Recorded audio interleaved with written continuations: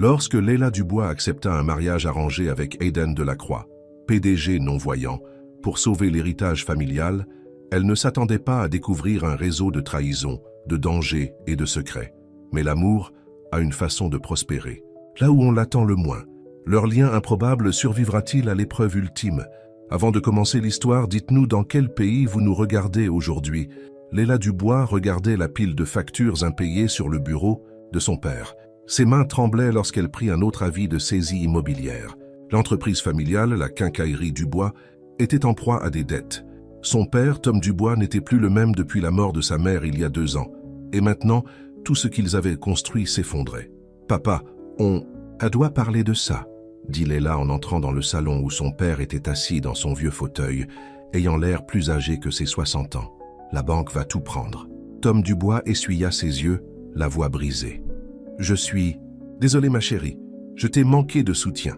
J'ai manqué de respect à la mémoire de ta mère. » Leila s'agenouilla à côté de lui, prenant ses mains calleuses dans les siennes. À 28 ans, elle avait toujours été la plus pragmatique, celle qui faisait fonctionner les choses. Mais même elle ne pouvait pas résoudre ce désordre. Ils avaient 3 mois de retard sur l'hypothèque et les fournisseurs menaçaient de les couper. La sonnette retentit, interrompant leur conversation. Leila ouvrit la porte pour trouver Richard Martin, leur avocat familial, debout là, avec une expression inhabituelle sur son visage. « Je pense que j'ai peut-être une solution à vos problèmes », dit Richard après qu'il se soit installé dans la cuisine. « Mais c'est compliqué. » Leila versa du café dans 3 tasses, l'estomac serré d'anxiété. « À ce stade, nous sommes prêts à tout entendre. » Richard sortit une enveloppe épaisse. « J'ai un client, un homme très riche nommé Aiden Delacroix. Il est au courant de votre situation et il est prêt à payer toutes vos dettes. » Tom se pencha en avant. « Quel est le piège? Il veut épouser votre fille. » La tasse de café glissa des mains de Leila, se brisant par terre. « Excusez-moi? Monsieur Delacroix est disposé à régler toutes les dettes, à sauver l'entreprise et à assurer la sécurité financière de votre famille, » expliqua Richard, veillant à croiser le regard choqué de Leila. En échange, il veut un mariage arrangé avec Leila. « Ça est fou !» Leila se mit à marcher dans la pièce. « Qui est cet homme? Pourquoi voudrait-il épouser quelqu'un qu'il n'a jamais rencontré ?» Richard remua mal à l'aise. « Il y a autre chose que vous devriez savoir. Monsieur Delacroix est aveugle. » La cuisine resta silencieuse, sauf pour le tic-tac de la vieille horloge murale. L'esprit de Leila s'emballa. Un étranger, un aveugle, un mariage arrangé. Cela ressemblait à quelque chose d'un autre siècle. « Absolument. Pas, » déclara Tom en se levant. « Je ne vendrai pas ma fille. »« Papa, attends. » La voix de Leila était douce mais ferme. « Combien de temps nous reste-t-il avant que la banque ne fasse la saisie ?»« 2 semaines, » admit Tom se dégonflant. Leila prit une profonde inspiration. « Dis-moi plus sur Monsieur Delacroix. Il a 35 ans, vit dans un domaine à environ 1 heure de la ville de Lyon. Il est particulier quant à sa vie privée. Le mariage devrait avoir lieu rapidement, dans le mois. Et si j'accepte, tout est réglé?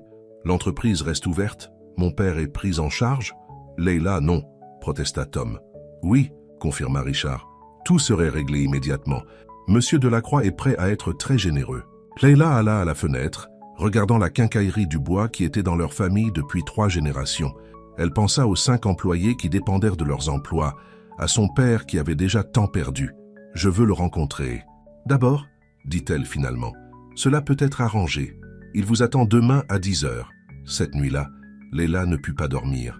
Elle continuait à penser à sa mère, se demandant ce qu'elle dirait de cette situation. Sarah Dubois avait toujours appris à sa fille à être indépendante, à se faire sa propre place dans le monde. Mais elle lui avait aussi appris le sacrifice. La famille, le fait de faire ce qui devait être fait. Le lendemain matin, Leila se tenait devant son dressing, les mains tremblantes, alors qu'elle choisissait une simple robe bleue. Elle ne voulait pas avoir l'air d'essayer trop fort, mais elle devait aussi avoir une apparence présentable pour l'homme qui pourrait devenir son mari. « Tu n'es pas obligé de faire ça, » dit son père de sa porte. « On trouvera autre chose. » Leila se tourna vers lui, forçant un sourire. « On sait tous les deux qu'il n'y a rien d'autre, papa. Laisse-moi au moins le rencontrer. Laisse-moi voir quel genre. » Adam fait ce genre d'offre. Alors qu'elle conduisait derrière la voiture de Richard, le suivant jusqu'au domaine de la Croix, l'esprit de Leila était rempli de questions. Quel genre d'homme organisait un mariage à cette époque? Qu'attendrait-il d'elle? Et comment pouvait-elle accepter de passer sa vie avec un étranger? Le domaine, lorsqu'ils arrivèrent, n'était pas ce à quoi elle s'attendait. Il était grand, mais pas ostentatoire, entouré de jardins bien entretenus et de vieux arbres. Une femme de ménage nommée Madame Chen les attendait à la porte, son visage aimable montrant des signes d'inquiétude en regardant Leila. « Monsieur Delacroix vous attend dans la bibliothèque. » « dit Madame Chen doucement. « Aimeriez-vous un instant pour vous recueillir ?» Leila secoua la tête. « Non, merci, je préfère en finir au plus vite. » Les portes de la bibliothèque s'ouvrirent et Leila entra dans une pièce chaleureuse, remplie de livres. La lumière du soleil traversait de hautes fenêtres, illuminant un homme debout près d'un bureau. Il était grand, avec des épaules larges et des cheveux noirs touchés de gris aux tempes. Il portait un simple pull noir et un pantalon, et ses yeux aveugles étaient d'une teinte bleue étonnante. « Mademoiselle Dubois, dit-il, sa voix profonde et étonnamment douce, merci d'être venue. » Le cœur de Leila battait alors, qu'elle se rapprochait. C'était le moment qui déterminerait son avenir, l'avenir de sa famille. Tout dépendait de ce qui allait se passer ensuite. « Monsieur Delacroix, répondit-elle, essayant de garder sa voix stable, je crois que nous avons beaucoup de choses à discuter. » La bibliothèque était silencieuse, sauf pour le tic-tac d'une vieille horloge comtoise. Aiden Delacroix se déplaçait avec une confiance surprenante pour un aveugle, faisant un geste vers un fauteuil confortable près de son bureau. « Veuillez vous asseoir, dit-il. Aimeriez-vous du thé ? » « Non, merci, répondit Leila, sa voix plus forte qu'elle ne le ressentait. « Je préférerais que nous discutions de la raison pour laquelle je suis là. » Un léger sourire effleura les lèvres d'Aiden. Direct. « J'apprécie ça. » Il s'assit en face d'elle, ses yeux aveugles trouvant en quelque sorte son visage. « Je suppose que M. Martin vous a expliqué ma proposition ? Il a dit que vous vouliez m'épouser en échange du paiement des dettes de ma famille, dit Leila. Ce qu'il n'a pas expliqué, c'est pourquoi. Aiden s'appuya en arrière dans sa chaise. « J'ai besoin d'une épouse, mademoiselle Dubois. Quelqu'un d'intelligent, de capable et d'indépendant. Quelqu'un qui puisse gérer à la fois les obligations sociales et la vie privée. Votre nom est apparu par le biais de connaissances mutuelles. Et lorsque j'ai appris votre situation, cela m'a semblé une opportunité pour nous deux. » « Une opportunité ?» Leila ne put empêcher le ton acerbe dans sa voix. « Vous parlez d'acheter une épouse. Je préfère considérer cela comme un arrangement mutuellement bénéfique. » Le visage d'Aiden resta calme. « Vous avez besoin de sécurité financière pour votre famille. J'ai besoin d'un partenaire qui puisse m'aider à préserver ma vie privée tout en gérant certains aspects de ma vie. »« Et qu'est-ce que cet arrangement impliquerait exactement ?» demanda Leila, le cœur battant. « Nous vivrions ici. Vous auriez votre propre suite de chambre, mais nous partagerions les repas et nous présenterions comme un couple marié normal.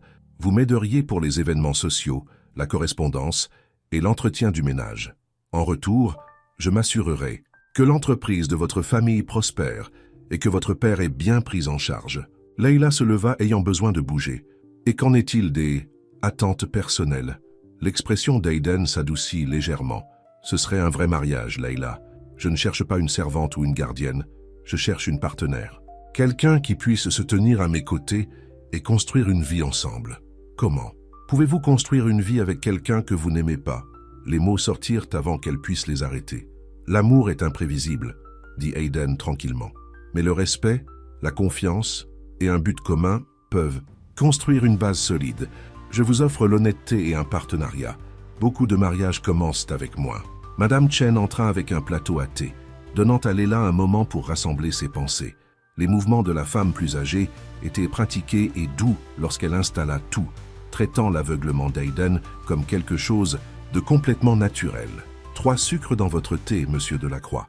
demanda Madame Chen. « 2 aujourd'hui, merci, » répondit Aiden, puis se tourna vers Leila. « Vous avez des questions, posez-les. » Leila regarda Madame Chen. « Quittez la pièce. Comment avez-vous perdu la vue ?»« Un accident quand j'avais 25 ans, une blessure à la tête qui a endommagé mes nerfs optiques. » Sa voix était factuelle. « J'ai eu 10 ans pour m'adapter. Et vous vivez ici seul ?» Avec Madame Chen et un petit personnel. J'apprécie ma vie privée, Leila. Le monde peut être accablant quand on ne peut pas voir qui vous regarde. Quelque chose dans son ton fit faire une pause à Leila. Il y avait plus en cet homme qu'un riche reclus. Qu'est-ce que vous ne me dites pas, monsieur Delacroix? Il sourit à nouveau, plus sincèrement cette fois.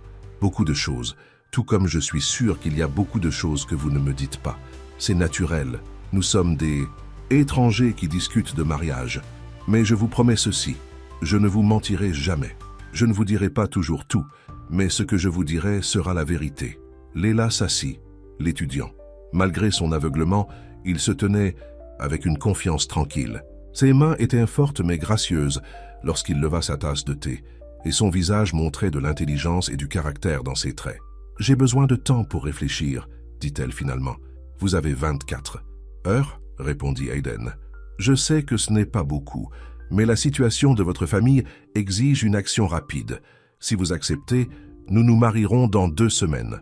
Toutes les dettes seront payées immédiatement, et l'entreprise de votre père recevra un investissement significatif pour la modernisation et l'expansion. Et si ça ne marche pas, vous serez bien pourvu dans le règlement du divorce et la sécurité financière de votre famille restera intacte. » Il fit une pause. « Je n'essaie pas de vous piéger, Leila. Je vous offre un choix, aussi difficile soit-il. » Leila se leva, lissant sa robe. « Je vous donnerai ma réponse demain. Une dernière chose, » dit Aiden, se levant également. « Puis-je » Il tendit sa main.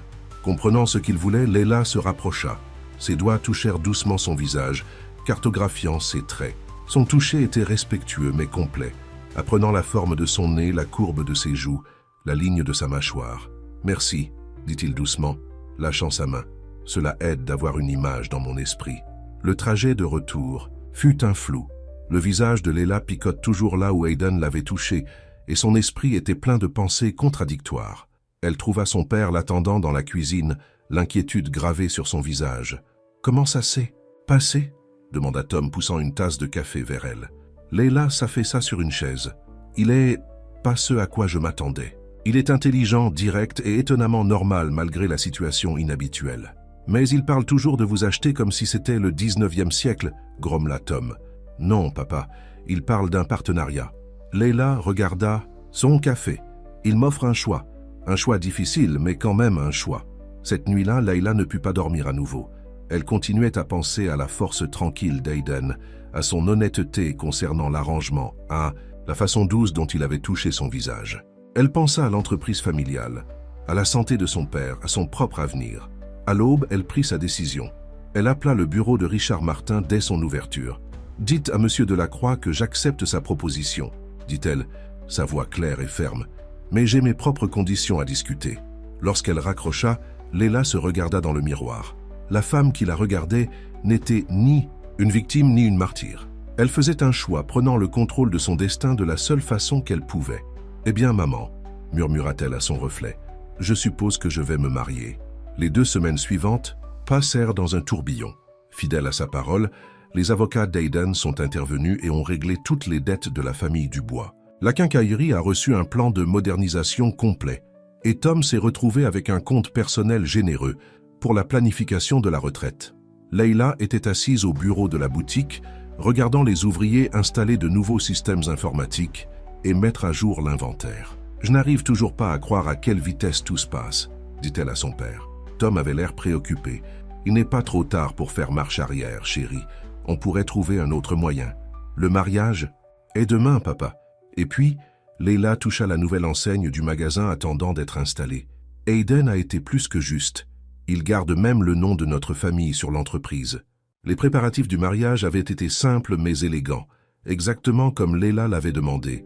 Pas de grande cérémonie d'église, pas de centaines d'invités. Juste un petit rassemblement au domaine Delacroix, avec un juge officiant, la cérémonie dans le jardin. Madame Chen était devenue l'allié inattendu de Leila pendant les préparatifs. La femme de ménage l'a aidé à déplacer ses affaires dans le domaine et lui a fait visiter l'immense maison. « Seigneur Delacroix, c'est un homme bien », dit Madame Chen alors qu'elle rangèrent les vêtements de Leila dans son nouveau dressing. « Mais il a été seul trop longtemps. Il a besoin de quelqu'un pour lui rappeler que la vie n'est pas que travail et devoir. »« Que fait-il exactement ?» demanda Leila, réalisant qu'elle en savait encore très peu sur les affaires de son futur mari. Le visage de Madame Chen devint prudent. « C'est à lui de vous le dire, ma chère. Mais sachez ceci, c'est un homme qui tient parole. » Le matin du mariage arriva ensoleillé et frais. Leila se tenait dans sa nouvelle chambre, se regardant dans le miroir. Elle avait choisi une simple robe ivoire, mi-longue et élégante. Pas de voile, pas de traîne, juste un petit bouquet de roses. « Blanches !» Un coup à la porte révéla Richard Martin. « Tout est prêt, dit-il, mais j'ai besoin que vous signiez ces papiers d'abord. » Leila regarda l'épais contrat de mariage. « Je l'ai déjà examiné avec mon avocat. Il y a eu un ajout. » Richard lui tendit un autre document. « Monsieur Delacroix a mis la quincaillerie à votre nom, complètement séparée du contrat de mariage. C'est à vous quoi qu'il arrive. » Des larmes piquaient les yeux de Leila. Elle ne s'attendait pas à ce genre de geste. La cérémonie dans le jardin fut brève mais magnifique.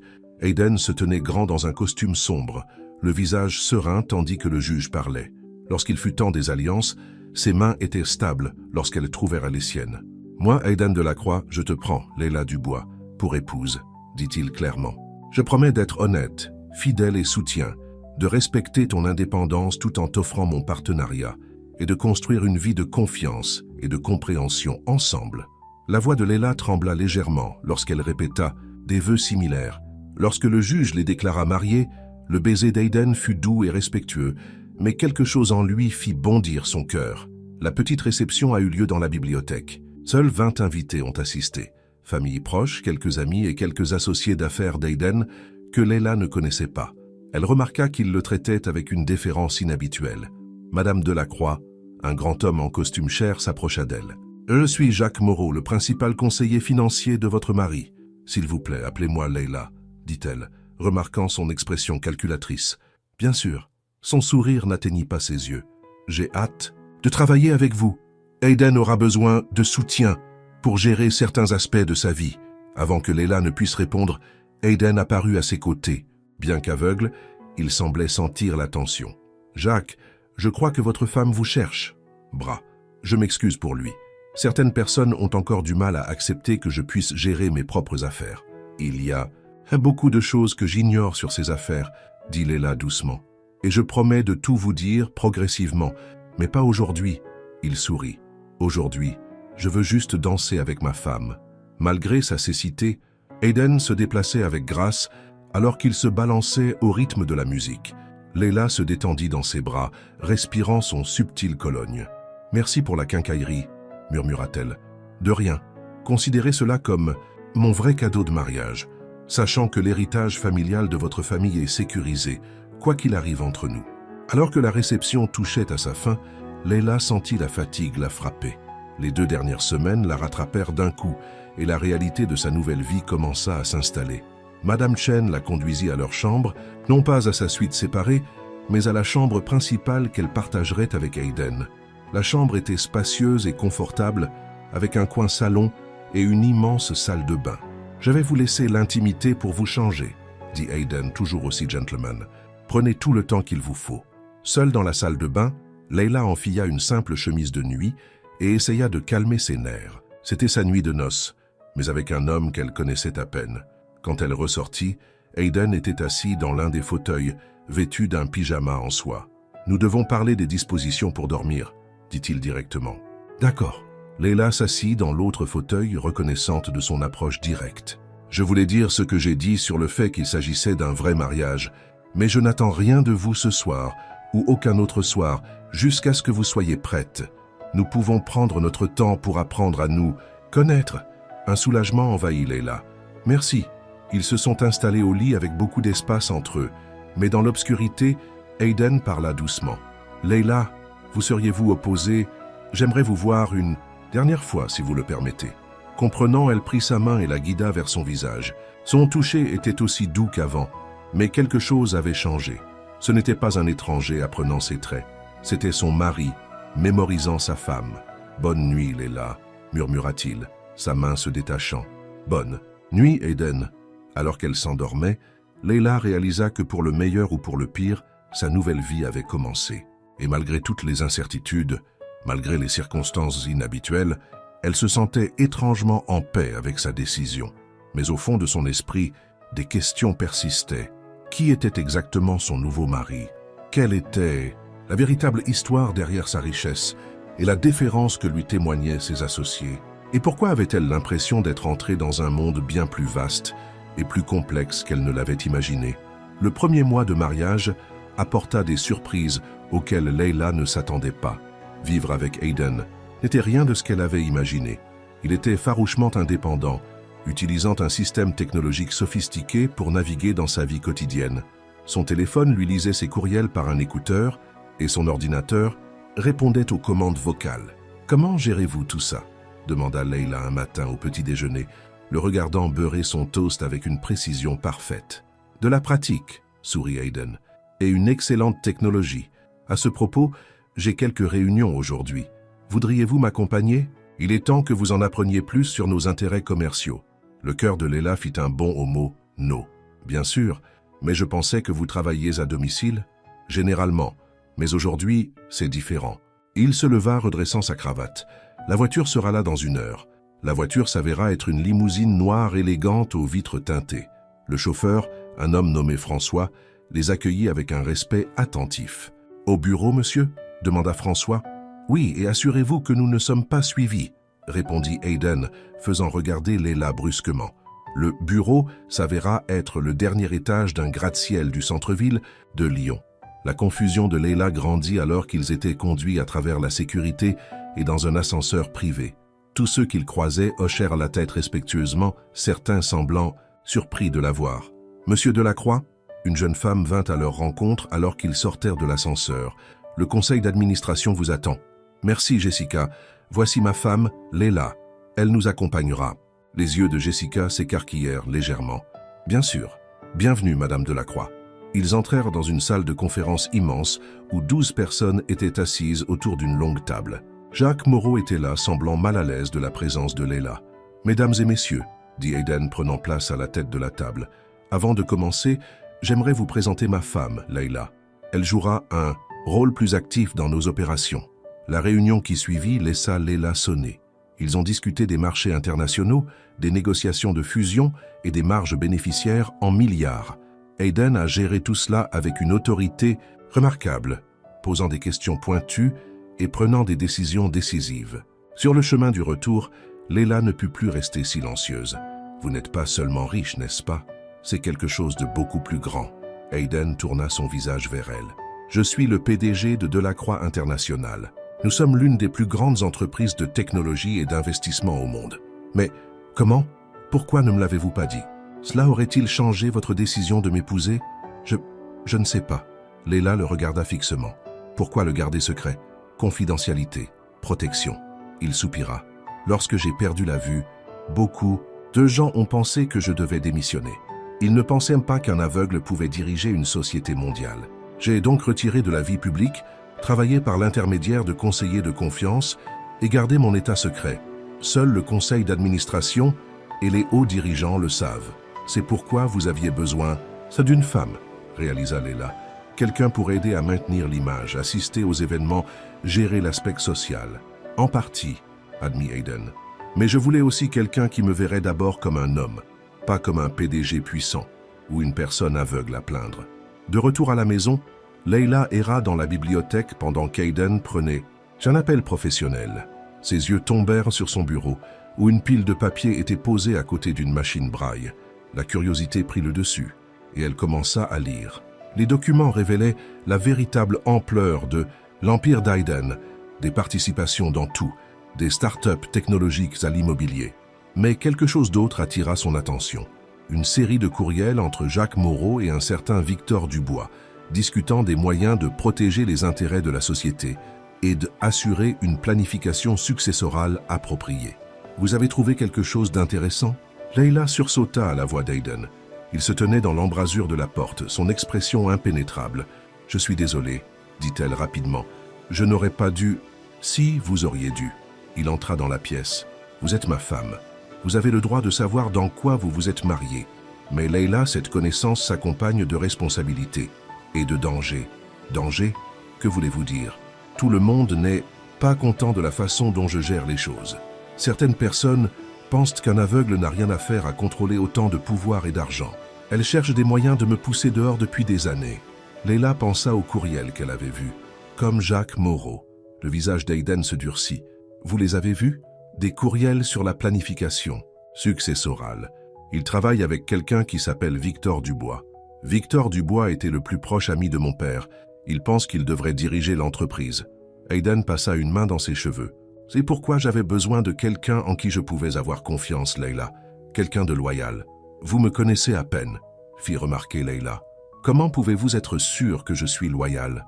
Aiden se rapprocha, sa main trouvant la sienne sans faute. « Parce que vous êtes honnête. Même maintenant, vous auriez pu cacher ce que vous avez trouvé. Au lieu de cela, vous m'avez dit la vérité. Ce soir-là, allongée au lit, Leila sentit la main d'Aiden chercher la sienne dans l'obscurité. Au cours du mois précédent, ils étaient devenus plus à l'aise l'un avec l'autre, mais il y avait toujours une distance prudente entre eux. « Je suis désolé de vous avoir tant caché, » dit-il doucement. « J'ai l'habitude de me protéger. Je comprends pourquoi vous l'avez fait. » Leila serra sa main. « Mais à partir de maintenant, plus de secrets, accepta-t-il. « Mais Leila, cela signifie que vous faites vraiment partie de tout cela maintenant. L'entreprise, la politique, les risques. Êtes-vous prête pour ça ?» Avant qu'elle ne puisse répondre, le téléphone d'Aiden vibra. Son visage devint tendu alors qu'il écoutait le message. « Qu'est-ce que c'est ?» demanda Leila. « Quelqu'un a divulgué des informations à la presse. Les journaux de demain publieront un article sur le PDG aveugle de Delacroix International et sa mystérieuse nouvelle épouse. » Il se tourna vers elle. Toujours sûre de vouloir faire partie de tout ça, Leila pensa à tout ce qu'elle avait appris, le pouvoir, les secrets, le danger. Mais elle pensa aussi à l'homme à côté d'elle, qui ne lui avait montré que du respect et de l'honnêteté une fois qu'elle avait gagné sa confiance. « J'en fais déjà partie, » dit-elle fermement. « Nous gérerons ensemble tout ce qui viendra. » Mais alors qu'elle s'endormait, Leila ne pouvait pas se débarrasser du sentiment que leur vie allait devenir beaucoup plus compliquée. Quelqu'un se dressait contre eux, et elle avait le sentiment que ce n'était que le début. Les journaux du matin ont frappé comme une bombe. Leila regarda la première page du journal des affaires, les mains tremblantes en lisant le titre « Le secret de Delacroix International. Un PDG aveugle et une épouse chasseuse de dot ?» « Lisez-le-moi » dit Aiden tranquillement de l'autre côté de la table du petit déjeuner. Son visage était tendu. Leila se racla la gorge. « Delacroix International, l'une des plus grandes entreprises de technologie au monde, a gardé un secret choquant. Le PDG Aiden Delacroix, considéré comme un dirigeant reclus qui dirige l'entreprise depuis des bureaux privés, est en fait aveugle. Des sources proches de l'entreprise révèlent qu'Aiden Delacroix a perdu la vue il y a des années, mais a maintenu une tromperie élaborée pour garder le contrôle de son empire. Plus inquiétant est son récent mariage avec Leila Dubois, fille d'un propriétaire d'entreprise en difficulté, dans ce qui semble être un arrangement financier calculé. Assez. La main d'Aiden se serra autour de sa tasse à café. Qui d'autre a l'histoire? Tout le monde, dit Madame Chen, apportant plus de journaux. C'est partout à la télévision aussi. Le téléphone de Leila vibrait constamment avec des messages d'amis et de famille. Son père avait déjà appelé 3 fois. Devant les grilles du domaine, les journalistes se rassemblèrent comme des vautours. Le conseil d'administration exige une visioconférence d'urgence, dit la voix de Jessica par le haut-parleur. Monsieur Martin est particulièrement insistant. Bien sûr qu'il l'est, dit Aiden amèrement. Il a probablement lui-même divulgué l'histoire. Il tourna son visage vers Leila. J'ai besoin de vous là-bas avec moi. Le trajet jusqu'au bureau fut un cauchemar. Les photographes ont envahi leur voiture et la sécurité a dû dégager un chemin dans le hall. Dans l'ascenseur, Leila regarda Aiden redresser sa cravate, ses mouvements précis malgré son stress évident. Quoi qu'il arrive là-dedans, dit-il doucement, souvenez-vous que notre mariage est notre affaire, pas la leur. La salle du conseil était bondée. Jacques Martin était assis avec un groupe de membres plus âgés du conseil, le visage sévère. Victor Dubois, un homme distingué dans la soixantaine, était assis au bout, observant tout avec des yeux calculateurs. « C'est un désastre », commença Martin sans préambule. « L'action baisse déjà. Les clients appellent. Nous devons prendre des mesures immédiates. Quelles mesures suggéreriez-vous » La voix d'Aiden était dangereusement calme. « Démissionnez », dit Victor Dubois brutalement. « Pour le bien de l'entreprise. Nous pouvons présenter cela comme une retraite pour raison de santé.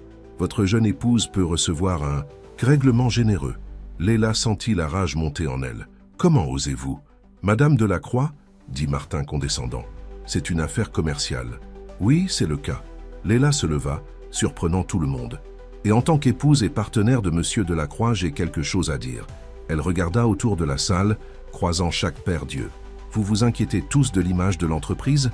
Très bien. Mais laissez-moi vous dire ce que les clients penseront vraiment. Ils verront un PDG qui a surmonté un handicap dévastateur pour bâtir cette entreprise telle qu'elle est aujourd'hui. Ils verront un homme tellement capable qu'aucun d'entre vous ne savait même qu'il était aveugle, jusqu'à ce que quelqu'un le fasse fuiter pour lui nuire. « Le mariage, » commença Martin. « Le mariage est entre moi et mon mari ?» l'interrompit Leila. « Oui, il a été arrangé. Oui, il y a eu des considérations financières. Bienvenue dans le monde réel des mariages mondains. Mais si vous pensez pouvoir utiliser notre vie privée pour organiser un coup d'État d'entreprise, vous vous trompez. La main d'Aiden trouva la sienne sous la table et la serra. Les statuts de la société sont clairs, dit Victor Dubois tranquillement. Le conseil d'administration peut voter pour destituer un PDG jugé incapable. Essayez, dit enfin Aiden. Mais avant de le faire, rappelez-vous que j'ai construit Delacroix International moderne. Je connais chaque contrat, chaque accord, chaque squelette dans chaque dressing. Poussez-moi dehors et je créerai ma propre entreprise. Combien de clients pensez-vous resteront lorsqu'ils devront choisir entre un groupe de bureaucrates qui se poignardent dans le dos et l'homme qui dirige réellement les choses depuis toujours? La menace flottait dans l'air. Leila observa les membres du conseil se déplacer mal à l'aise. Peut-être, un membre plus jeune du conseil prit la parole, nous abordons cela de la mauvaise façon. Au lieu de cacher l'état de Monsieur Delacroix, nous pourrions en faire une source d'inspiration, une histoire de dépassement de soi. Exactement, intervint Leila. Pensez à la publicité, le PDG aveugle qui a révolutionné la technologie d'adaptation. L'entreprise qui donne l'exemple en matière d'inclusion des personnes handicapées. L'ambiance dans la salle commença à changer. Même certains des alliés de Martin avaient l'air songeurs. Nous avons besoin de temps pour discuter de cela, dit finalement Victor Dubois. Prenez tout le temps qu'il vous faut. Se leva Aiden. Mais souvenez-vous, vous ne votez pas seulement sur mon avenir, vous votez aussi sur le vôtre. Devant la salle du conseil, dans un bureau privé, Aiden prit Leila dans ses bras. « Merci, murmura-t-il. Je me bats contre ces batailles depuis si longtemps tout seul.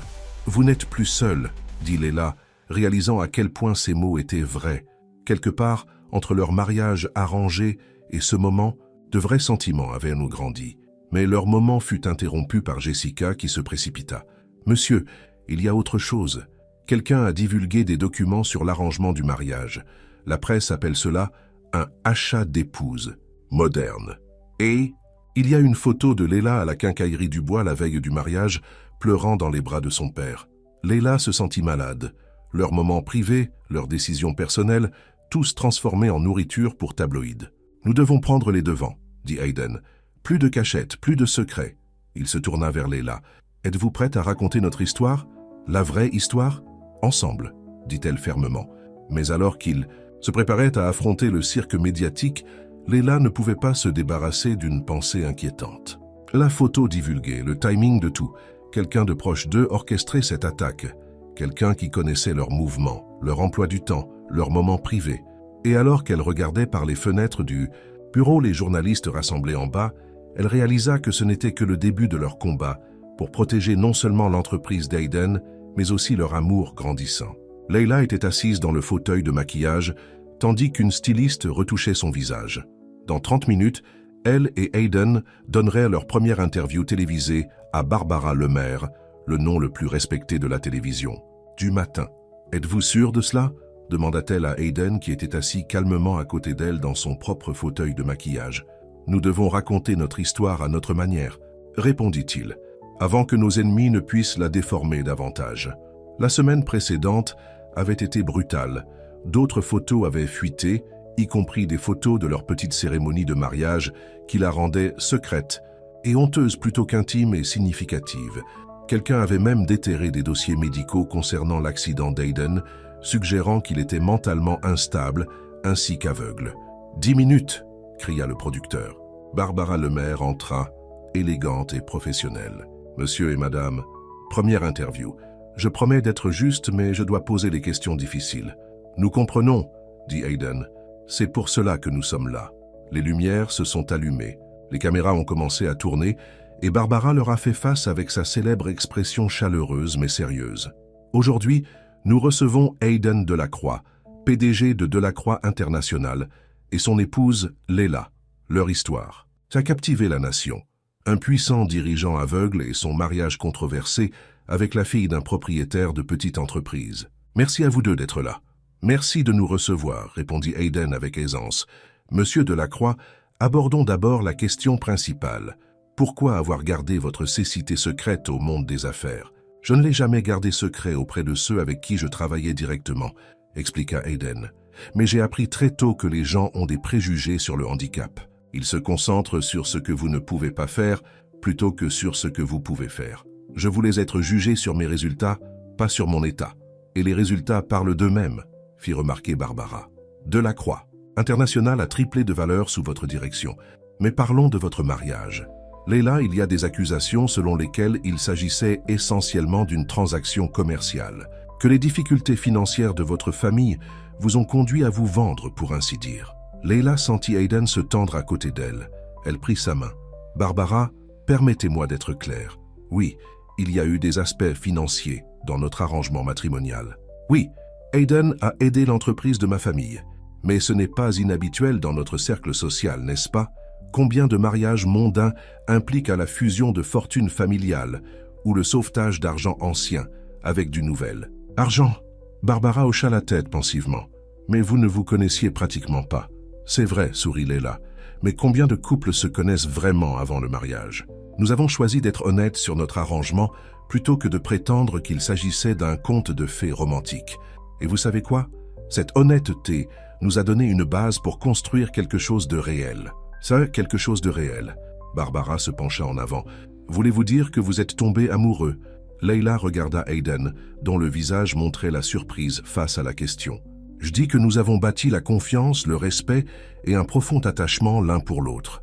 N'est-ce pas ce qu'est vraiment l'amour? L'interview s'est poursuivie, Aiden expliquant son travail et Leila décrivant comment ils géraient leur vie ensemble. À la fin, Barbara souriait sincèrement. « Merci à vous deux pour votre franchise », dit-elle lorsque les caméras se sont arrêtées. Hors des antennes, vous faites une sacrée équipe. De retour, à la maison, épuisés mais soulagés, ils ont reçu la nouvelle que l'action de la société s'était stabilisée après l'interview. La réaction du public était largement positive, les médias sociaux saluant leur honnêteté et beaucoup qualifiant leur histoire de romantique plutôt que de scandaleuse. « Nous l'avons fait », soupira Leila, s'affaissant sur le canapé de la bibliothèque. « Nous l'avons fait », acquiesça Aiden. Mais nous ne savons toujours pas qui est derrière les fuites. Comme sur commande, Madame Chen s'est précipitée avec un dossier. « Monsieur Delacroix, vous devez voir. » Cela, enfin l'entendre. Quelqu'un a envoyé ces documents anonymement. Leila les a lus à haute voix. Des courriels entre Jacques Moreau et Victor Dubois, discutant de leur plan pour évincer Aiden. Mais il y avait autre chose, quelque chose qui lui glaça le sang. « Ils nous ont surveillés », dit-elle. « Ces photos de surveillance. Elles remontent à des mois avant notre mariage. Ils connaissaient les problèmes de ma famille avant même nous. » Le visage d'Aiden s'assombrit. « Ils ont orchestré toute la crise, probablement poussé les fournisseurs de votre père à créer la pression financière. Mais pourquoi? Juste pour vous évincer? Non. » Aiden se leva, la colère irradiant de lui. Il voulait aussi contrôler mon successeur. En organisant mon mariage avec quelqu'un qu'il pensait faible et reconnaissant, quelqu'un qu'il pourrait manipuler. Ils n'ont pas compté sur le fait que je me soucie vraiment de vous, réalisa Leila, ou sur le fait que vous me fassiez confiance avec la vérité. Leur erreur. La main d'Aiden trouva la sienne. Leila, ce que vous avez dit dans l'interview à propos de construire quelque chose de réel, son cœur battait. Au cours des dernières semaines, à travers tout le chaos et les combats, son mariage arrangé était devenu quelque chose sans lequel elle ne pouvait pas imaginer vivre. Mais il n'avait jamais parlé de sentiments, se concentrant toujours sur la survie. « Je le pensais », dit-elle doucement. Chaque mot. Aiden la serra contre lui, ses doigts traçant son visage comme le premier jour. Mais cette fois, quand il se pencha pour l'embrasser, il n'y avait rien de prudent ou de réservé. C'était un vrai baiser, plein de passion et de promesses. Quand ils se séparèrent enfin, Aiden appuya son front contre le sien. « Je crois que je tombe amoureux de ma femme. »« Bien », Leila sourit à travers ses larmes, « parce que je tombe définitivement amoureuse de mon mari. » Le moment fut interrompu par le téléphone de Leila qui vibrait. C'était un SMS d'un numéro inconnu. « Vous avez fait votre choix. Maintenant, assumez les conséquences. » Aiden la sentit se raidir. « Qu'est-ce que c'est? Une menace ?» dit-elle, lui montrant le jeu plus profond auquel il jouait. Moreau et Dubois ne travaillant pas seuls. Il y a quelqu'un d'autre, quelqu'un de plus proche de nous, qui leur fournit des informations. « Alors nous les trouverons, » dit Aiden fermement. « Ensemble. Mais d'abord, il la ramena dans ses bras. Je crois que j'ai besoin d'embrasser ma femme à nouveau, juste pour m'assurer que c'est réel. » Alors que leurs lèvres se rencontraient à nouveau, Leila savait que quoi qu'il arrive ensuite, leur mariage arrangé était devenu un véritable partenariat. Leurs ennemis avaient essayé d'utiliser leur mariage comme une arme contre eux, ne s'attendant jamais à ce qu'il devienne leur plus grande force. Le matin a commencé par une autre crise. Leila s'est précipitée dans le bureau d'Aiden, où il était en conférence téléphonique. « Quelqu'un attaque la quincaillerie Dubois », dit-elle dès qu'il a raccroché. « Tous nos fournisseurs ont soudainement annulé leur contrat. Papa dit que des hommes en costume sont apparus, menaçant de mettre sur liste noire quiconque fait affaire avec nous. » La mâchoire d'Aiden se serra. « Ils essaient de vous faire du mal pour m'atteindre. » Jessica met les avocats sur la ligne. Maintenant. Mais ce n'était que le début. Tout au long de la journée, des rapports sont parvenus faisant état de pression similaire exercée sur les petites filiales de Delacroix International. Des contrats clients ont été mystérieusement annulés et des rumeurs d'irrégularités financières ont commencé à circuler dans les milieux d'affaires. Ils essayent de créer une panique, expliqua Aiden alors qu'ils étaient assis dans la bibliothèque ce soir-là. Si suffisamment de petits morceaux de notre empire commencent à s'effondrer, le conseil d'administration n'aura d'autre choix que d'apporter des changements de direction. Mais comment le font-ils? Leila a arpenté la pièce. Chaque attaque est parfaitement chronométrée, comme s'ils connaissaient tous nos mouvements avant même que nous les fassions. Un coup à la porte les interrompit. Madame Chen entra avec une expression inquiète. « Monsieur Delacroix, mademoiselle Lefebvre est là. Elle dit que c'est urgent. » Jessica se précipita, l'air nerveuse. « Monsieur, j'ai trouvé quelque chose. Mais je ne sais plus à qui faire confiance. »« Vous pouvez nous faire confiance, » dit Leila fermement. « Quelqu'un a accédé à vos serveurs privés. Des fichiers sur l'entreprise, votre vie personnelle, tout.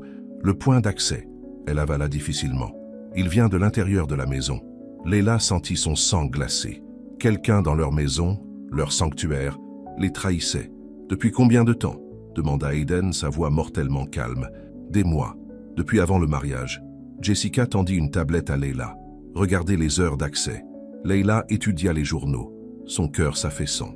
Ceux-ci correspondent au calendrier de Madame Chen. Tard dans la nuit, tôt le matin? Non, Aiden se leva brusquement. Madame Chen est avec ma famille depuis 20 ans. Elle s'est occupée de moi après mon accident. Ce qui signifie qu'elle sait tout sur vous, dit Leila doucement. Vos habitudes, vos vulnérabilités. Elle a raison, monsieur, ajouta Jessica. Et il y a plus. Le vrai nom de Madame Chen est Angela Chen. Elle est la nièce de Victor Dubois. Le silence qui suivit fut assourdissant. Le visage d'Aiden montrait une douleur plus profonde que tout ce que Leila avait vu auparavant. « Où est-elle maintenant » demanda-t-il enfin. « Partie, » répondit Jessica. « Elle est partie juste après m'avoir montré ça. J'ai trouvé ceci sur son bureau. » Elle tendit une enveloppe. Leila l'ouvrit et lut à haute voix. « Je suis désolé, Aiden. Je tenais vraiment à toi, mais la loyauté familiale doit passer en premier. Oncle Victor ne veut que ce qu'il y a de mieux pour l'entreprise. Le conseil d'administration se réunit demain à 9h00 pour voter sur votre éviction. Ne te bats pas. Certains secrets devraient rester enfouis. »« Quel secret ?» demanda Leila. « Mon accident. » La voix d'Aiden était rauque. Ce n'était pas aléatoire. J'enquêtais sur des irrégularités dans les opérations asiatiques de l'entreprise. Victor Dubois était responsable là-bas. La nuit précédant celle où je devais présenter mes conclusions au conseil d'administration, j'ai été sorti de la route. Ils ont dit que c'était un conducteur ivre, mais ils ont essayé de te tuer, halta Leila. Mais j'ai survécu. J'ai juste perdu la vue. Victor a joué le rôle de l'ami de famille dévoué, suggérant même que Madame Chen m'aide à prendre soin de moi. J'étais trop aveugle à tout ce point de vue pour voir la vérité. Leila s'approcha de lui, prenant ses mains. Ce n'est pas de ta faute. Ils ont profité de ta confiance. La réunion du conseil d'administration de demain, interrompit Jessica. Que voulez-vous faire? D'abord, verrouillez tous les serveurs, ordonna Aiden. Changez chaque mot de passe, chaque code d'accès. Ensuite, procurez-moi tout ce que vous pouvez trouver sur les opérations asiatiques de Victor Dubois il y a 15 ans. À quoi penses-tu? Demanda Leila après le départ de Jessica. Madame Chen a mentionné des secrets. Elle a dû trouver quelque chose dans mes anciens dossiers sur l'accident. Quelque chose qui prouve ce qui s'est réellement passé. Ils ont travaillé toute la nuit, Jessica leur apportant dossier après dossier. Leila a tout lu à haute voix à Aiden à la recherche d'indices. À l'aube, caché dans une vieille note de frais, ils l'ont trouvé. Un paiement à une société de sécurité privée la nuit de l'accident d'Aiden, autorisé par Victor Dubois. C'est ça, dit Leila avec enthousiasme. Cela prouve qu'il a ordonné l'attaque. Mais le visage d'Aiden est resté troublé. Ce n'est pas assez, nous avons besoin de plus. Et les caméras de sécurité. Leila s'est soudainement souvenue. Vous avez des caméras partout dans le domaine. Si Madame Chen accédait au serveur tard dans la nuit, ils ont récupéré les images de sécurité. Et c'était là. Madame Chen dans le bureau d'Aiden à 3h00 du matin, photographiant des documents avec son téléphone. Mais quelque chose d'autre a attiré l'attention de Leila. Attendez, regardez à qui elle parle. Elle a zoomé sur une silhouette dans l'embrasure de la porte. C'est Jacques Moreau. Les images les ont montrés en train de se disputer. Madame Chen clairement angoissée. « Lisez l'audio », ordonna Hayden. « Je ne vous aiderai plus à lui faire du mal », a déclaré la voix de Madame Chen. « Ça va trop loin. »« Vous n'avez pas le choix », répondit Moreau froidement. « Vous êtes trop impliqué. De plus, votre oncle a besoin de ça. Vous savez ce qu'Hayden fera s'il découvre un jour la vérité sur les fonds asiatiques. L'argent manquant, respira Hayden. C'est ce que j'enquêtais. Des milliards ont disparu de nos opérations asiatiques. Victor Dubois devait détourner des fonds. Un fracas en bas les interrompit. Des pas ont cogné les escaliers. Vite! Leila a attrapé les dossiers et son téléphone. La salle de panique que vous m'avez montrée, ils ont à peine réussi à entrer avant d'entendre des voix dans le bureau. À travers les caméras cachées, ils ont regardé les intrus devenir de plus en plus frustrés. C'est fou, dit Hayden quand elle a fini d'expliquer. Si quelque chose tourne mal, avez-vous une meilleure idée? Il nous reste moins de 3 heures avant la réunion du conseil d'administration. Hayden toucha son visage doucement. Je ne supporte pas l'idée que vous soyez en danger. Je suis déjà en danger. Nous le sommes tous les deux. Elle l'embrassa rapidement. De plus, ils ne s'attendront pas à ça de moi. Ils pensent toujours que je suis juste la femme faible et chasseuse de dot. Utilisant l'ordinateur de la salle de panique, ils ont mis leur plan en marche. Tout d'abord, Leila a appelé son père. « Papa, j'ai besoin de ton aide. Tu te souviens de l'été où j'ai travaillé comme comédienne ?» Tom Dubois a écouté la demande de sa fille, son inquiétude étant évidente même par téléphone. « Chérie, ce sont des gens dangereux. S'il te plaît, papa, fais-moi confiance. » Pendant que Leila passait d'autres appels, Hayden a utilisé son téléphone pour accéder au serveur sécurisé de la société. Tout est prêt de mon côté. Jessica a sauvegardé les fichiers et la vidéo est prête à être diffusée en continu. Eh bien, Leila prit une profonde inspiration. La carte d'accès de Madame Chen fonctionne toujours. Ils ne l'ont pas encore exclue du système. Tu es sûr de ça? Non, admit Leila. Mais c'est notre seule chance. Ils ont attendu que Moreau et ses hommes se déplacent au premier étage. Puis, utilisant la sortie secrète de la salle de panique qui menait au garage, ils ont fait leur mouvement. Leila aida Hayden à monter à l'arrière de leur voiture, la moins voyante, une simple berline noire. Souviens-toi, quoi que tu entendes, reste caché jusqu'à ce que Jessica donne le signal. Fais attention, chuchota-t-il, la serrant contre lui pour un dernier baiser. Leila conduisit devant la maison, faisant délibérément du bruit en sortant. Elle entra directement dans le foyer où Moreau et ses hommes fouillaient. « Que se passe-t-il » demanda-t-elle, jouant parfaitement le rôle de l'épouse confuse et effrayée. « Qui sont ces gens » Moreau se retourna, surpris. « Madame Delacroix, où est votre mari ?»« Au bureau » dit-elle, laissant sa voix trembler. « Il est parti tôt pour la réunion du conseil d'administration. Que faites-vous dans notre maison ?» Moreau l'étudia avec suspicion. « Vous mentez. Sa voiture est toujours là. »« Non, François l'a conduit.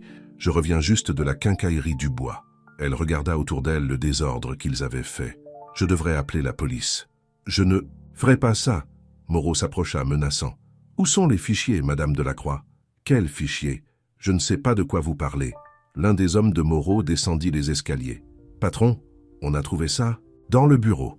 Il brandit la lettre de Madame Chen. Moreau la lut rapidement, son visage s'assombrissant. « Donc vous savez tout. Où est Hayden ? Où sont les fichiers de preuve ?» Leila recula, laissant de vraies larmes remplir ses yeux. « S'il vous plaît, je ne sais rien. Hayden ne me parle pas des affaires. Fouillez-la, » ordonna Moreau. Les hommes ont attrapé son sac à main, trouvant son téléphone. Moreau a parcouru rapidement le contenu. « Rien ici, » grogna-t-il. « Mais vous devez savoir où il cacherait des documents importants. »« Attendez, » dit Leila soudainement, comme si elle avait une réalisation. « Ce matin, je l'ai vu, dans son étude. Il cachait quelque chose dans ce vieux tableau, celui de son père. » Les yeux de Moreau s'illuminèrent. « Montrez-moi. » Leila les conduisit à l'étage, le cœur battant. Tout dépendait des prochaines minutes. Dans l'étude, elle indiqua un grand portrait. « Là, je l'ai vu mettre des papiers derrière. » Les hommes se sont précipités pour enlever le tableau, révélant un coffre-fort mural. « Ouvrez-le, » ordonna Moreau. « Je ne connais pas la combinaison. Appelez-le.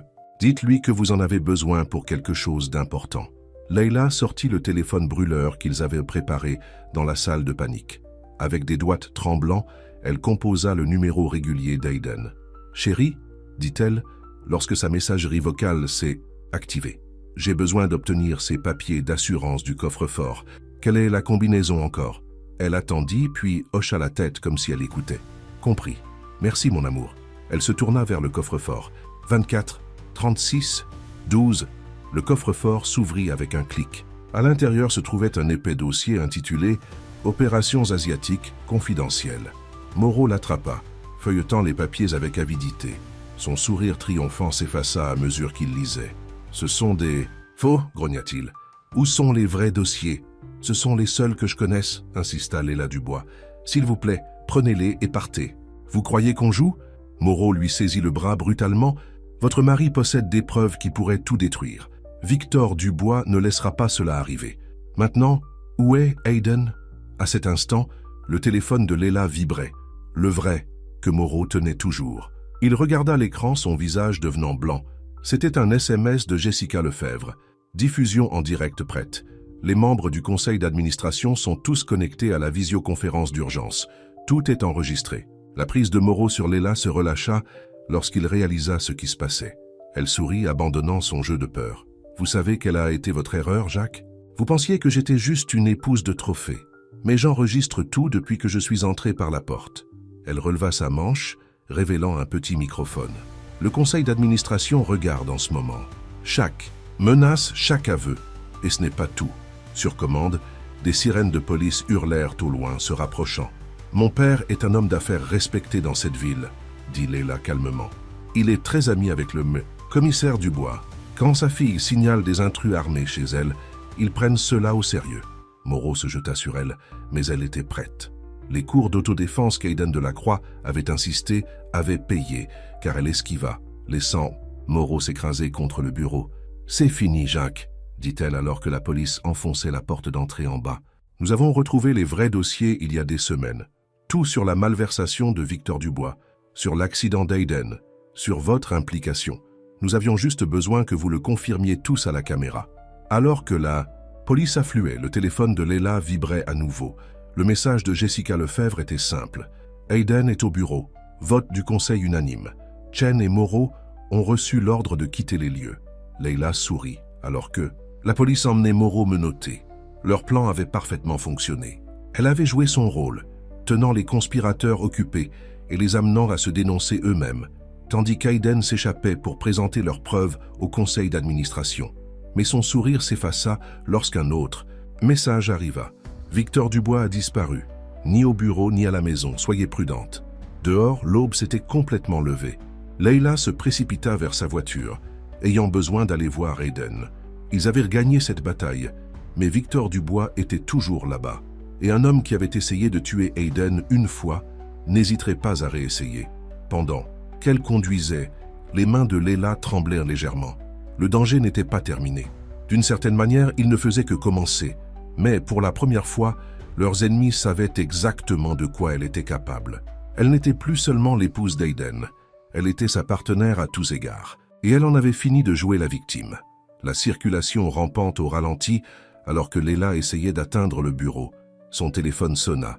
C'était Jessica. « Où es-tu » La voix de Jessica était tendue. « Ayden te demande. Coincé dans les embouteillages. Est-il en sécurité ?»« La sécurité est avec lui. Mais Madame Chen vient d'appeler. Elle dit que son oncle est désespéré. Il parle comme un fou, disant que s'il tombe, il entraînera tout le monde avec lui. » Léla serra le volant. « Que veux-tu dire, fou ?» Il menace de publier des documents sur des activités illégales des premiers jours de la société. Des choses qui pourraient se détruire le nom Dubois pour toujours. Il veut qu'Ayden le rencontre seul. Où? L'ancienne usine de la Croix, en dehors de la ville. Celle où Ayden a eu son accident. Le sang de Léla glaça. Qu'il essaie de finir ce qu'il a commencé il y a 15 ans. N'autorisez pas Ayden à y aller. Je ne peux pas l'arrêter.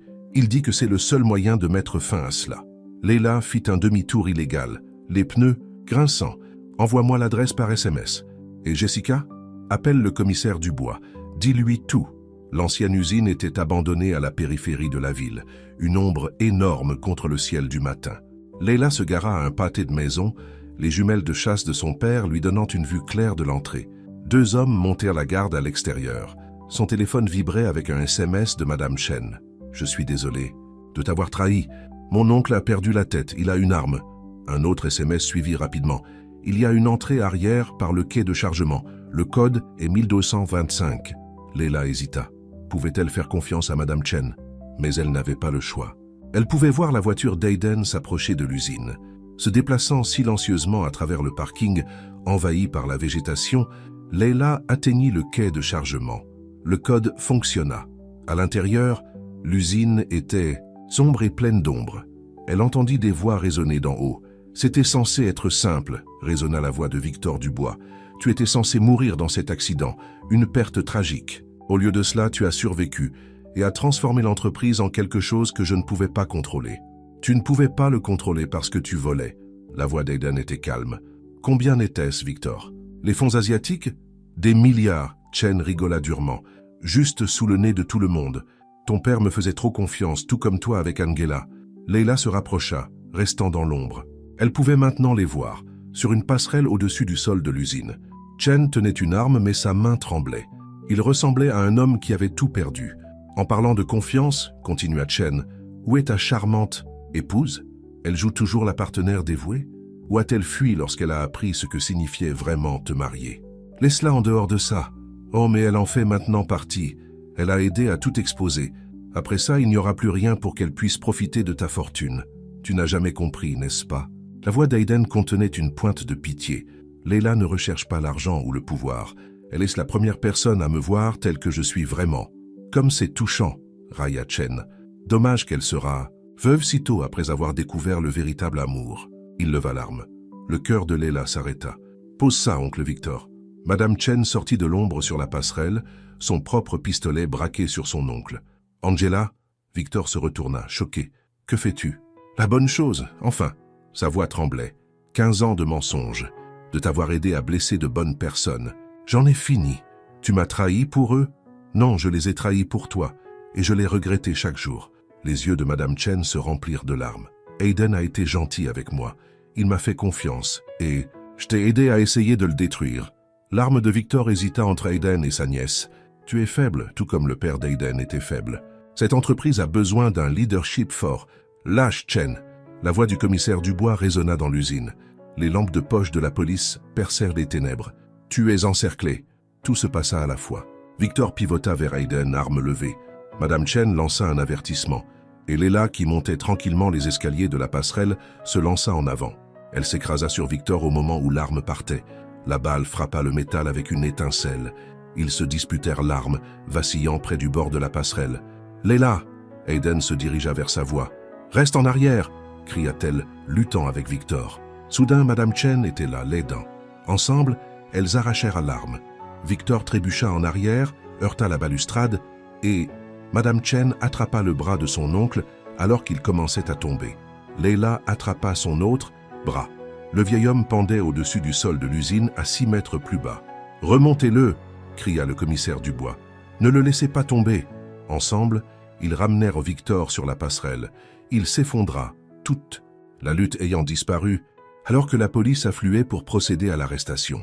Leila tomba dans les bras d'Aiden. Il la serra fort, ses mains vérifiant si elle était blessée. « Je t'ai dit de rester à la maison, » dit-il d'une voix tremblante. « Depuis quand j'obéis aux ordres ?» Elle toucha son visage. « En plus, quelqu'un devait te sauver. » Encore une fois. Madame Chen s'approcha d'eux hésitamment. « Je sais que cela ne compense rien, mais je suis vraiment désolé. » Leila vit les années de culpabilité dans les yeux de la femme plus âgée. « Tu nous as sauvés à la fin, cela compte pour quelque chose. »« Que feras-tu maintenant ?» demanda Aiden à son ancienne gouvernante. « Témoigner contre mon oncle. Ensuite, recommencer quelque part de nouveau. » Elle réussit un petit sourire. « Peut-être essayer d'être honnête pour changer. » Dehors, les voitures de police illuminaient le matin, avec des lumières clignotantes. Les reporters se rassemblaient déjà, attirés par le drame de l'arrestation de Victor Dubois. « Prête à faire face au cirque médiatique ?» demanda Leila à Aiden. « Avec toi à mes côtés, toujours. » Il sourit. « Bien que je pense que tu es meilleur que moi pour les gérer. C'est parce que je sais quelque chose qu'ils ne savent pas. Qu'est-ce que c'est? Notre vraie histoire. Pas le scandale qu'ils veulent vendre, mais la vérité sur 2 personnes qui ont trouvé l'amour de la manière la plus inattendue. » Aiden l'embrassa doucement. « Alors racontons-la, ensemble. » Mais alors qu'il marchait vers les caméras en attente, Leila ne pouvait pas se débarrasser d'un sentiment lancinant. La mention par Victor de documents sur les premiers jours de la société. Quels autres secrets étaient encore enfouis dans l'histoire familiale du bois? Pour l'instant, cependant, ils avaient gagné. Leurs ennemis étaient vaincus, leur amour s'était renforcé face à l'adversité, et leur avenir s'étendait brillant devant eux. Tant qu'ils y feraient face ensemble, Leila savait qu'ils pourraient gérer tout ce qui allait arriver. 6 mois après l'arrestation de Victor Dubois, Leila se tenait devant la quincaillerie Dubois, maintenant renommée Quincaillerie Dubois en Delacroix. Le soleil du matin attrapait la nouvelle enseigne, la faisant briller. L'entrepreneur dit que la rénovation de la maison des associations est en avance sur le calendrier, dit-elle à Hayden, qui se tenait à côté d'elle. L'ancienne usine de ton père va beaucoup aider les gens maintenant. Après avoir découvert d'autres documents de Victor Dubois, ils avaient appris que le père d'Hayden avait toujours voulu transformer l'usine en un centre pour les travailleurs handicapés. Maintenant, ce rêve devenait réalité. En parlant d'aider les gens, sourit Hayden, comment se déroulent les nouveaux programmes d'accessibilité? Leila lui serra la main. Depuis qu'elle avait joué un rôle plus actif chez Delacroix International, elle avait lancé des initiatives pour embaucher et soutenir les employés handicapés. Leur histoire avait inspiré beaucoup de monde, montrant que le handicap ne signifiait pas l'incapacité. Le premier lot de technologie d'adaptation est prêt pour les tests, dit-elle, et tu ne devineras jamais qui dirige le projet. Madame Chen, elle est incroyable avec les détails techniques et les testeurs lui font confiance parce qu'elle comprend leurs défis. Leila fit une pause. Es-tu sûr de la nommer responsable de la division? Tout le monde mérite une seconde chance, dit Hayden doucement. Elle l'a prouvé lorsqu'elle nous a aidés à nous sauver. Ils entrèrent dans le magasin où Tom Dubois enseignait à un jeune employé comment utiliser le nouveau système informatique. Voilà mon beau-fils préféré, s'exclama Tom, joyeusement. Les mois passés avaient effacé des années de son visage. Le magasin prospérait, et sa relation avec Hayden était devenue une véritable affection père-fils. « Je suis ton seul beau-fils, Tom », rit Hayden. « Et ne l'oublie pas. » Tom les embrassa tous les deux, prêts pour la fête. « Ce soir ?» Leila gémit. « Ne me le rappelle pas. Je n'arrive toujours pas à croire que tu m'as convaincu de renouveler nos vœux en public. Les médias veulent leur fin de conte de fées, » taquina Hayden. « En plus, cette fois, on le fait à notre manière. Pas d'arrangement, pas d'agenda caché. Juste nous. » La cérémonie de renouvellement des vœux avait lieu dans le jardin où ils s'étaient remariés pour la première fois. Mais, contrairement à leur premier mariage, celui-ci serait une véritable célébration. Ce soir-là, Leila se tenait devant un miroir dans leur chambre, ajustant sa robe.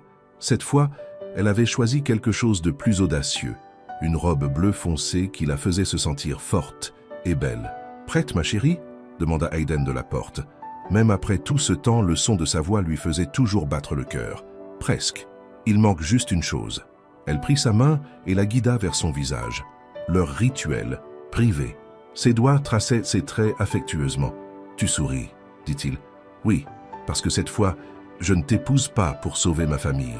Je t'épouse parce que je n'imagine pas ma vie sans toi. » Le jardin était transformé, rempli de lumières et de fleurs. Leurs invités comprenaient des employés de la quincaillerie Dubois et de Delacroix International, toutes les personnes qui les avaient soutenus tout au long de leurs difficultés. Jessica Lefebvre, maintenant leur chef des opérations, fit un clin d'œil à Leila alors qu'elle descendait l'allée. Même la femme de Jacques Moreau assistait. Son témoignage avait aidé à condamner son mari pour conspiration.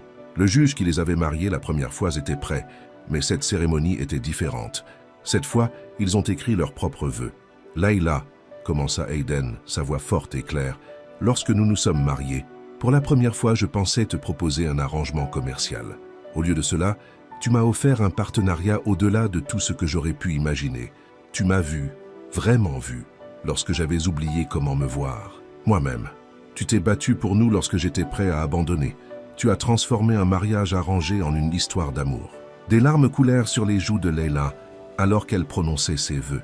« Hayden, tu pensais avoir besoin de moi pour être tes yeux dans le monde, mais tu m'as appris à voir avec mon cœur. Tu m'as montré que la vraie force n'est pas dans le pouvoir ou l'argent, mais dans la confiance et l'honnêteté. Nos débuts ont peut-être été arrangés, mais chaque jour depuis a été un choix. Et je te choisis, aujourd'hui et toujours. » Alors qu'ils célébraient tard dans la nuit, Leila regarda autour d'elle leurs proches réunis. Son père dansait avec Madame Chen, tous deux riant.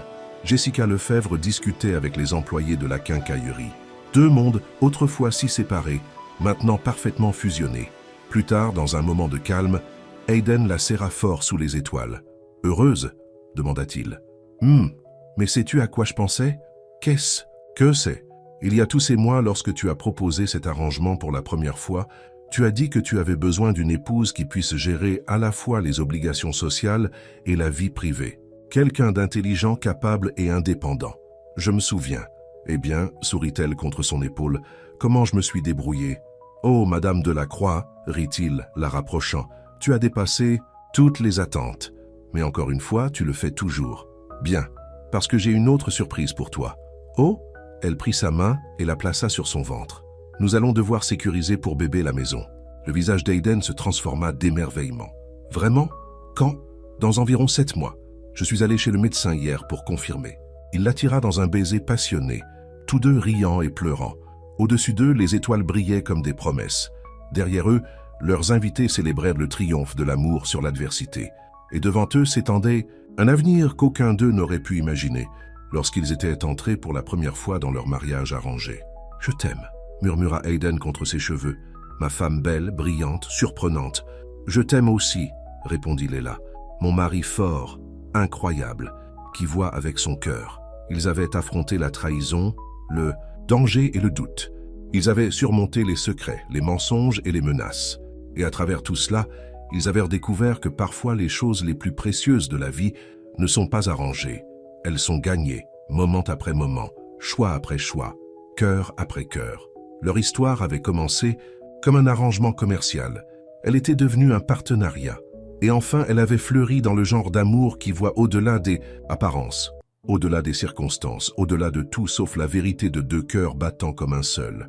Alors que la fête touchait à sa fin et que leurs invités commençaient à partir, Leila et Aiden restèrent dans leur jardin, se balançant doucement au son d'une musique que seuls pouvaient entendre. L'avenir réservait de nouveaux défis. La parentalité, la direction de leur empire commercial en expansion et probablement plus de surprises en cours de route. Mais ils affronteraient tout cela ensemble, les yeux clairs et le cœur plein, voyant non seulement avec leurs yeux, mais avec la vision la plus vraie de toutes, l'amour. Fin.